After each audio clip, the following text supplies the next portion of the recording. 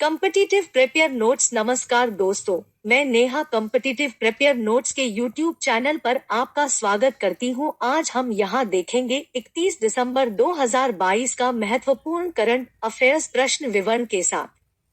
तो चलिए शुरू करते हैं। आज का पहला प्रश्न, national mobile monitoring system (NMMS) किस केंद्रीय मंत्रालय की एक पहल है? उत्तर, ग्रामीण विकास मंत्रालय। ग्रामीण विकास मंत्री ने 2021 में राष्ट्रीय मोबाइल निगरानी सॉफ्टवेयर (NMMS) ऐप लॉन्च किया।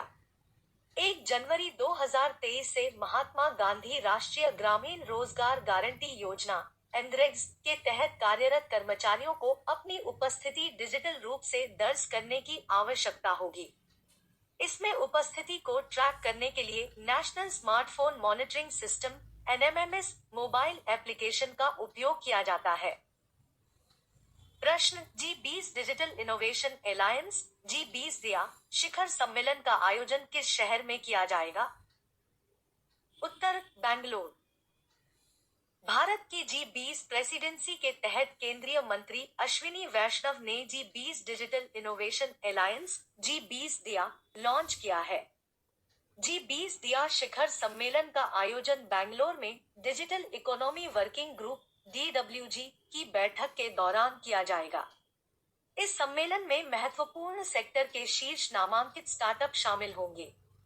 G20 digital innovation Allianz (G20 दिया) का उद्देश्य G20 देशों के साथ साथ गेस्ट राष्ट्रों से नई टेक्नोलॉजी और इनोवेशन आइडियाज, स्टार्टअप्स आइडियाज को लेना और उन्हें सक्षम बनाना है। प्रश्न, रेल मंत्रालय के स्टेशन पुनर्विकास अभियान के तहत घोषित नई योजना का नाम क्या है? उत्तर, अमृत भारत स्टेशन योजना।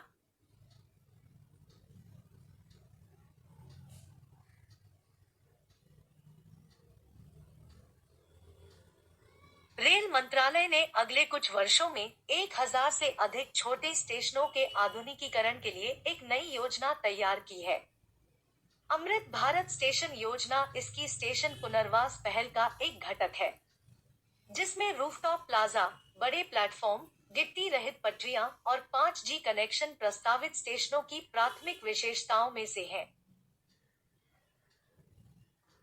प्रश्न, नितिन मनमोहन का आज निधन हो गया। वह किस क्षेत्र के प्रसिद्ध व्यक्ति थे? उत्तर, फिल्म इंडस्ट्री।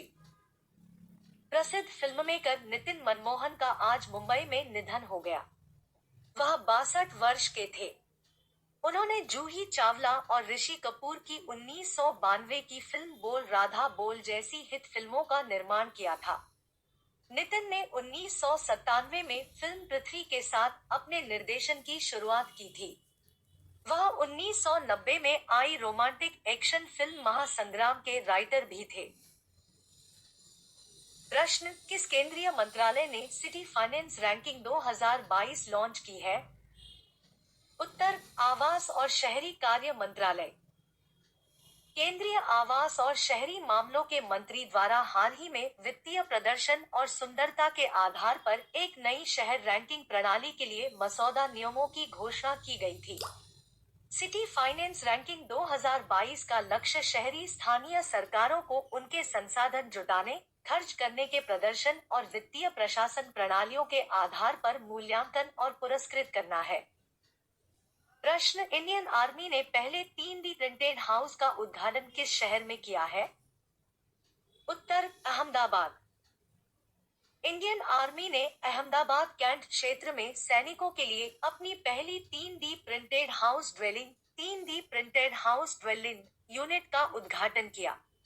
इसका निर्माण मिलिट्री इंजीनियरिंग सर्विसेज ने MICOB निकोब लिमिटेड के सहयोग से किया है। यह घर ग्रीन जोन मानकों और जोन 3 अर्थक्वेक मानक के आधार पर तैयार किया गया है। इसके निर्माण में नवीनतम 3D रैपिड कंस्ट्रक्शन टेक्नोलॉजी का उपयोग किया गया है। प्रश्न, भारत ने मंगदेछू हाइड्रोपावर प्रोजेक्ट भूटान को हैंडओवर कर दिया है। यह कितने मेगावाट का प्रोजेक्ट है? उत्तर, 720 मेगावाट।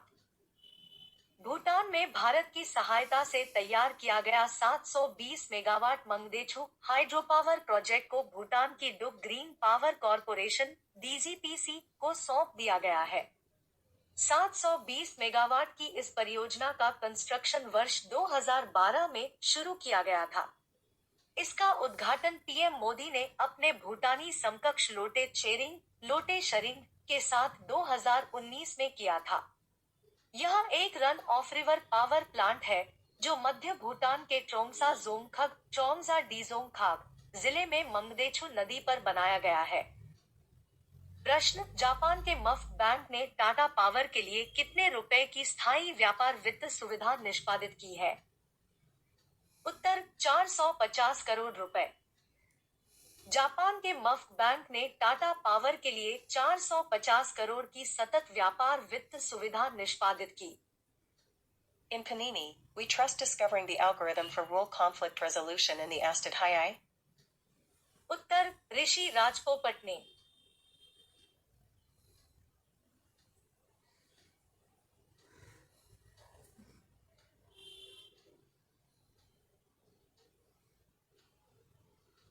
ऋषि राजपोपट जो पीएचडी के छात्र हैं, उन्होंने पाणिनि कोड को हल कर दिया है। ऋषि राजपोपट के द्वारा जारी की गई थीसिस के माध्यम से 2500 वर्ष पुरानी पाणिनि संस्कृत कोड को डिकोड करने में सफल हुए हैं। पाणिनि एक ऐसा व्याकरण है जो संस्कृत की प्राचीन भाषा को परिभाषित करता है।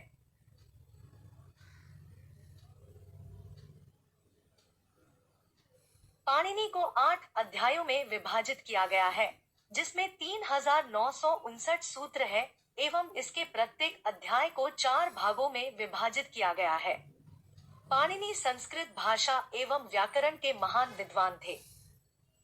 पाणिनि 5वीं शताब्दी ईशून्य पूर्व भारत के प्रसिद्ध एवं प्रथम वर्णनात्मक भाषाविद थे। पश्चिमी विद्वान ने महान पाणिनि को संस्कृत भाषाविदों का पिता, जनक मानते हैं। अष्टाध्यायी पाणिनि महान पाणिनि के द्वारा रचित महत्वपूर्ण रचनाओं में एक है। प्रश्न, भारत के रक्षा मंत्रालय ने चीन एवं पाकिस्तान की सीमा पर किस मिसाइल को तैनात करने अनुमति प्रदान कर दी है? उत्तर, प्रलय मिसाइल।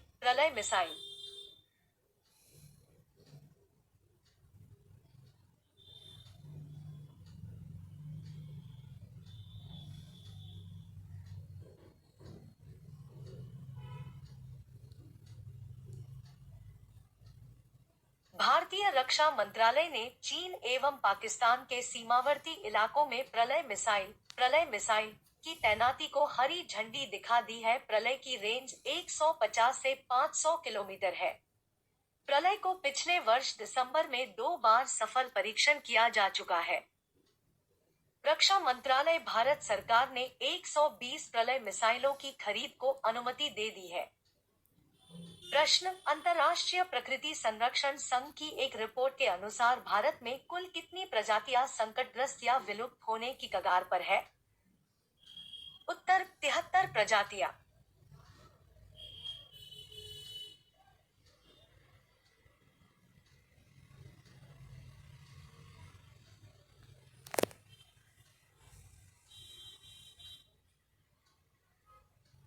अंतर्राष्ट्रीय प्रकृति संरक्षण संघ की एक रिपोर्ट के मुताबिक भारत में 73 प्रजातियां लुप्त होने की कगार पर है। वर्ष 2011 में लोकसभा मंत्रालय की ओर से दी गई रिपोर्ट के अनुसार कुल प्रजातियों की संख्या 47 थी। वर्ष 2022 की अंतर्राष्ट्रीय प्रकृति संरक्षण संघ की रिपोर्ट के अनुसार 73 प्रजातियों में स्तनधारियों की 9 प्रजातियां, 18 पक्षी, 26 सरीसृप तथा 20 उभयचर शामिल है। प्रश्न, भोपाल में चल रहे इंटरनेशनल वन मेले का समापन किस दिन किया गया? उत्तर, 26 दिसंबर 2022।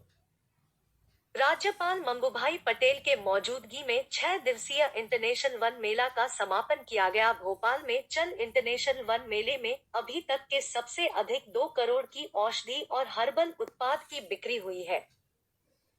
प्रश्न, यूट्यूब के द्वारा भारत की जीडीपी में कितने करोड़ रुपए का योगदान दिया? उत्तर, 10,000 करोड़ रुपए का। ऑक्सफोर्ड की रिपोर्ट के अनुसार यूट्यूबर्स ने जीडीपी में 10,000 करोड़ का दिया गया। यूट्यूब ने भारत के सकल घरेलू उत्पाद में योगदान के साथ साथ 7.5 लाख रोजगार का भी समर्थन दिया है। प्रश्न, किन दो देशों के बीच वीर गार्जियन युद्धाभ्यास 2023 की शुरुआत की जाएगी? उत्तर, भारत और जापान।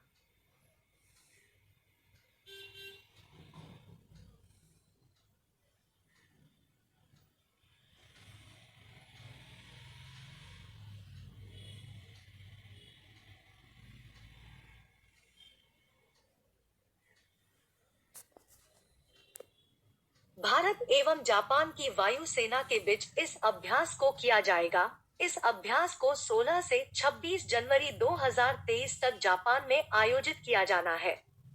वीर गार्जियन युद्ध अभ्यास 2023 को जापान के इरुमा हवाई अड्डे और हयाकुरी हवाई अड्डे पर आयोजित किया जाएगा। प्रश्न, वर्ष 2022 के वैश्विक खाद्य सुरक्षा सूचकांक की रिपोर्ट किसके द्वारा जारी की गई? उत्तर, ब्रिटिश साप्ताहिक द इकोनॉमिस्ट के द्वारा। वैश्विक खाद्य सुरक्षा सूचकांक की रिपोर्ट के अनुसार खाद्य सुरक्षा में 10 देशों में से कुल 8 शीर्ष देश यूरोप के हैं। यूरोपीय देशों में शीर्ष स्थान पर फिनलैंड है, जिसे 83.7 अंक प्राप्त हुए हैं। दूसरे स्थान पर 81.7 अंकों के साथ आयरलैंड और तीसरे स्थान पर 80.5 अंकों के साथ नॉर्वे है। 59वें स्थान पर दक्षिण अफ्रीका को पूरे अफ्रीका में सबसे अधिक खाद्य सुरक्षा की दृष्टि से पहचाना गया। इसी के साथ आज का करंट अफेयर्स का यह सत्र समाप्त हुआ। दीजिए हमें इजाजत, और हाँ, जाते जाते कृपया चैनल को लाइक और सब्सक्राइब करना ना भूले। धन्यवाद।